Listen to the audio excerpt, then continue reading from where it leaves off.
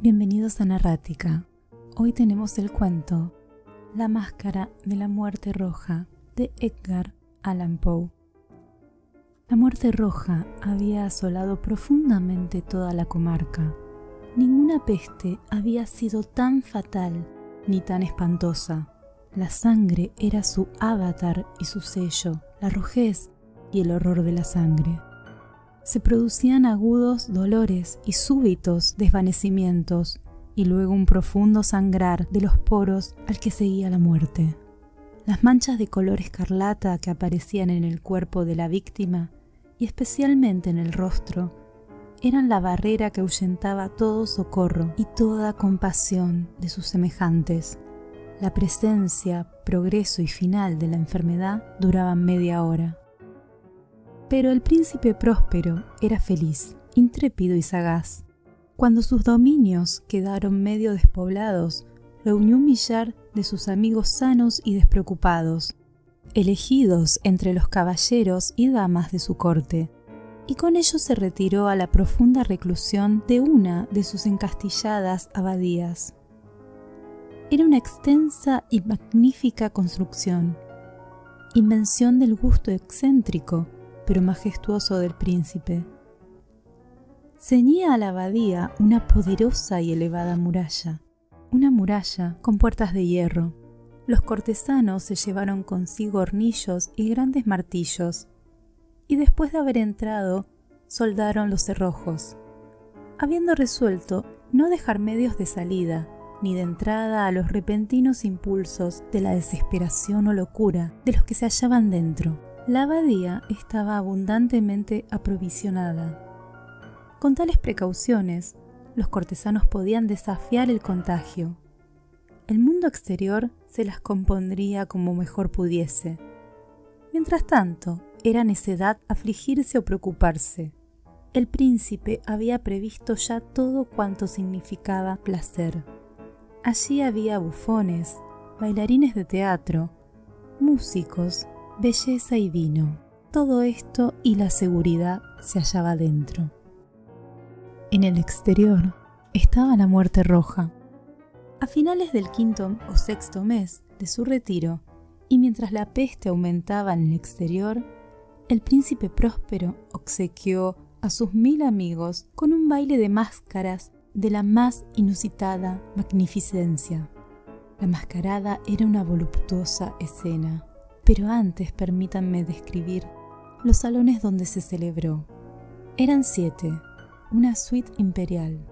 Sin embargo, en muchos palacios, tales suites forman una línea alargada dotada de puertas correderas que al abrirse muestran una continua perspectiva de todos los salones. Pero allí el caso era diferente. Como así podía esperarse de la pasión del príncipe por todo lo extravagante. Los salones se hallaban dispuestos de tal forma que la vista apenas podía abarcar uno solo de ellos. Cada 20 o 30 yardas de distancia había un brusco recodo, y en cada recodo un nuevo efecto, a la derecha e izquierda, y en el centro de cada pared se abría una ventana gótica que daba a un cerrado pasillo que se extendía siguiendo las revueltas de la serie de salones. Las ventanas estaban provistas de cristales de color cuyo matiz variaba de acuerdo con el que predominaba en la decoración de cada sala. Por ejemplo, el salón del extremo oriental estaba decorado en azul y en consecuencia la ventana también. El segundo salón mostraba una decoración en púrpura, en mobiliario y tapicería, y allí las ventanas mostraban el mismo color. La tercera sala era verde, y verdes eran asimismo los cristales de las ventanas. El cuarto salón estaba tapizado y amueblado en color anaranjado, el quinto salón en blanco, el sexto en color violeta. La séptima sala estaba rigurosamente amortajada con negras colgaduras de terciopelo, cortinones que descendían sobre los muros, cayendo en pesados pliegues sobre una alfombra de igual material y color. Pero únicamente en aquel salón las ventanas diferían de este último. Los cristales eran de color escarlata, de un fuerte color de sangre. Por otra parte, en ninguna de las 7 estancias había lámparas ni candelabros entre la profusión de ornamentos de oro que se hallaban dispersos por todas partes o pendientes del techo. No había luz de ninguna clase que emanara de lámparas o bujías dentro de aquel conjunto de salones, pero en los pasillos que la circundaban se alzaban frente a cada ventana pesados trípodes que sostenían braseros llameantes, cuyos rayos se proyectaban a través de los cristales de color. De aquel modo se iluminaba deslumbradoramente la sala. Así se producían la porción de llamativos y fantásticos reflejos. Pero en la sala occidental o negra, el efecto de la luz del fuego que se esparcía sobre las negras colgaduras y a través de los cristales teñidos de color sangre era espeluznante en extremo y daba un aspecto tan singular a los semblantes de los que allí entraban que muy pocos eran los que se atrevían a poner el pie en el interior del recinto. También en aquella sala había en el muro occidental un gigantesco reloj de ébano. Su péndulo oscilaba de un lado a otro con pesado y monótono sonido, y cuando el minutero había dado la vuelta a la esfera e iba a sonar la hora, surgía de las mecánicas entrañas del reloj un sonido claro y recio, profundo, sumamente musical, pero tan peculiar y acentuado que cada vez que sonaba la hora, los músicos se veían obligados a detenerse momentáneamente para escuchar su sonido, y de este modo los que bailaban se veían obligados también a cesar en sus revoluciones. Se producía un breve desconcierto en la alegre reunión, y mientras aún sonaba el reloj, se observaba que hasta los más frívolos se tornaban pálidos, y los de más edad y sosegados se pasaban la mano por la frente como en confusa meditación. Pero en cuanto los ecos del reloj habían cesado totalmente, una risa cualquiera sonaba en la sala de baile. Los músicos se miraban entre sí y sonreían como avergonzándose de su nerviosismo, y todo el mundo se juraba que cuando volviera a sonar el reloj no se inmutarían en lo más mínimo. Después, transcurrido el intervalo de los 60 minutos, 3600 segundos de un tiempo que vuela, volvía a hablar el reloj y volvía a producirse el mismo desconcierto y meditación de antes. A pesar de todo, aquello era un magnífico espectáculo. Los gustos del príncipe eran muy singulares. Poseía fina percepción para los colores y sus efectos. Menospreciaba la exigencia de decoro de la moda de aquellos momentos. Sus planes eran audaces y sus concepciones destacaban con brillo realmente barbárico. Sin duda alguna, hay muchas personas que le habrían tomado por loco. Sus partidarios opinaban que no lo era. Pero sí era preciso escucharle, verle y tocarle para estar seguro de que en realidad no era un enfermo mental. Personalmente había dirigido en gran parte la elección del mobiliario destinado a las 7 salas en ocasión de aquella gran fiesta. Asimismo, su propio gusto había prestado carácter a las máscaras. Los que esto lean pueden tener por seguro que eran grotescas. Allí había mucho de brillante, de relumbrón, de mordaz, de fantástico. Mucho de lo que más tarde se había visto en Hernani. Había figuras de tipo árabe con miembros y accesorios inapropiados. Había delirantes caprichos que más bien parecían atavíos de locos. Había mucho de bello, de licencioso, de extravagante, de raro, de temible, y no poco de lo que pudiera haber causado repugnancia. Arriba y abajo, por las 7 grandes salas, se pavoneaba una muchedumbre de pesadilla. La gente, aquellas figuras de pesadilla, atravesaban los salones contorsionándose, tiñéndose con un color de ambiente, haciendo que la estrafalaria música pareciese el eco de sus pasos. Entonces sonaba nuevamente el reloj de ébano que se encontraba en la sala de aterciopelado negro. Las figuras de pesadilla se inmovilizaban, y así, durante un momento, todo guarda silencio menos la voz del reloj. Luego, su eco va muriendo. No ha durado más de un instante, y se escucha una risa contenida a medias. Y una vez más, la música suena. Reviven los sueños, las figuras se retuercen yendo de acá para allá, más alegremente que nunca, tomando el color de las ventanas que muestran diferentes matices, a través de las cuales se proyectan los rayos de luz de los braseros. Pero en la sala más occidental de las 7 no hay en aquel instante ninguna máscara, porque nadie se atreve a entrar allí. A medida que la noche va transcurriendo, allí se esparce una luz más tétrica a través de los cristales que parecen teñidos en sangre. La negrura de los negros cortinajes que reciben aquella extraña luz causa terror, y hasta los oídos de los que ponen el pie en aquel salón llegan las campanadas de aquel reloj con sonido más solemne y acentuado que el que puedan escuchar desde las otras salas llenas de regocijo. Pero en las demás salas había una densa muchedumbre. En ellas latía febrilmente el corazón de la vida.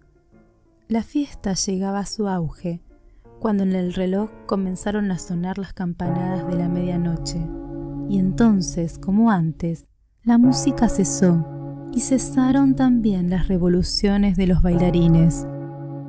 Y también como antes, se produjo una angustiosa suspensión de todas las cosas, pero en aquellos momentos tenían que sonar 12 campanadas, y quizá por disponer de más tiempo, de más segundos de meditación, la muchedumbre guardó un silencio más profundo que nunca.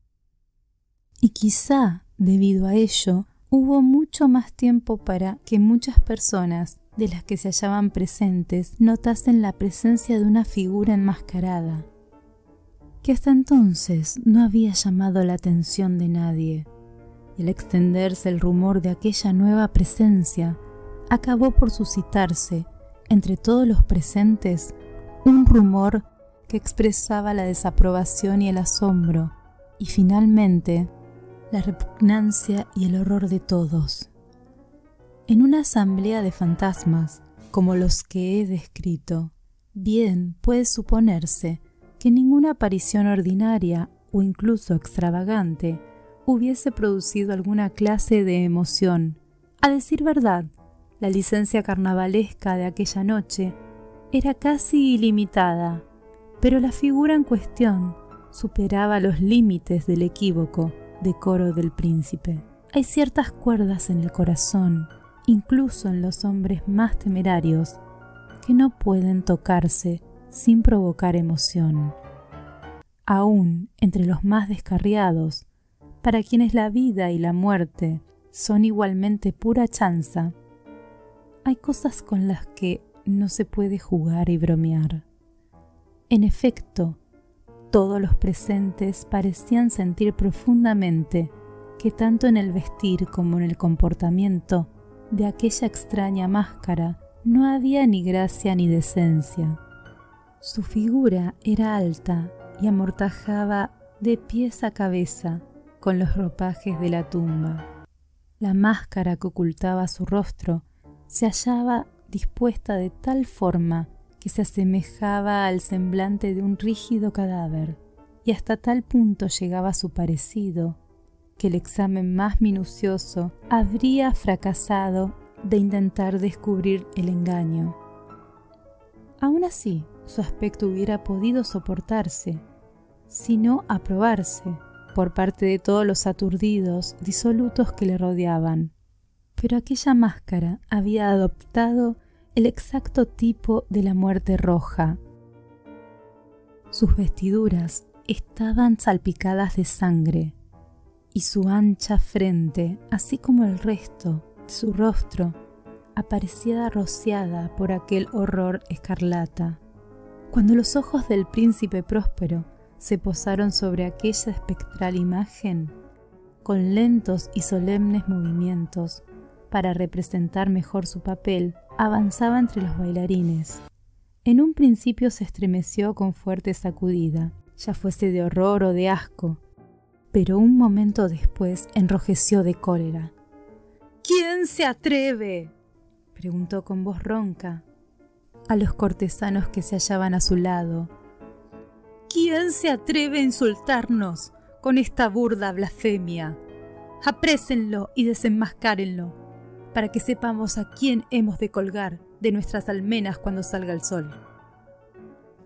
Era en la sala azul donde se hallaba el príncipe con un grupo de cortesanos a su lado. Al principio él hablaba. Hubo un ligero movimiento de avance del grupo hacia el intruso, que en tal momento estuvo al alcance de sus manos, y luego continuó avanzando lentamente hacia el príncipe. Pero a causa de cierto indefinido terror que la loca arrogancia de la máscara había infundido en toda la concurrencia, no hubo nadie que le pusiera la mano encima para detenerle. De tal modo que, sin que nadie lo impidiera, pudo pasar de una yarda de distancia del príncipe, y mientras la vasta reunión, como obedeciendo a un unánime impulso, retrocedía desde los centros de los salones hacia los muros, la máscara continuó su camino impasiblemente, adoptando el mismo paso mesurado y solemne que le había caracterizado desde su aparición, cruzando desde la sala azul hasta la púrpura, de esta a la verde, a la anaranjada, igualmente a la blanca, y después aquí hasta la de color violeta, antes de que se hubiese producido un movimiento para detenerle. Sin embargo, fue entonces cuando el príncipe, enloquecido por la ira y la vergüenza ante su momentánea cobardía, avanzó rápidamente para cruzar las 6 salas, sin que nadie le siguiese a causa de aquel espantoso terror que se había apoderado de todo el mundo. Blandía su daga desenvainada y se había acercado con gran impetuosidad a unos 3 o 4 pies de aquella figura que se retiraba cuando esta última, habiendo alcanzado los confines de la cámara de terciopelo negro, se volvió súbitamente e hizo frente a su seguidor. Sonó un agudo grito y la daga cayó, centelleando sobre la negra alfombra, seguida por el cuerpo del príncipe Próspero, que ya era cadáver. Entonces, con el frenético valor de la desesperación, un tropel de invitados se precipitó a un tiempo en la negra sala, y haciendo a la máscara cuya figura se mantenía erguida e inmóvil junto al reloj de ébano, lanzaron al unísono un grito de espanto al comprobar que los ropajes funerarios y aquella máscara que se esparcía tanto al rostro de un cadáver y que ellos acababan de asir con tanta rudeza, no alojaban a ninguna forma tangible. Entonces se reconoció en el acto la presencia de la muerte roja. Había llegado como un ladrón en plena noche, y uno por uno fueron cayendo los alegres libertinos por las salas de la orgía, salas regadas de sangre, y cada uno de los presentes murió tal y como había caído.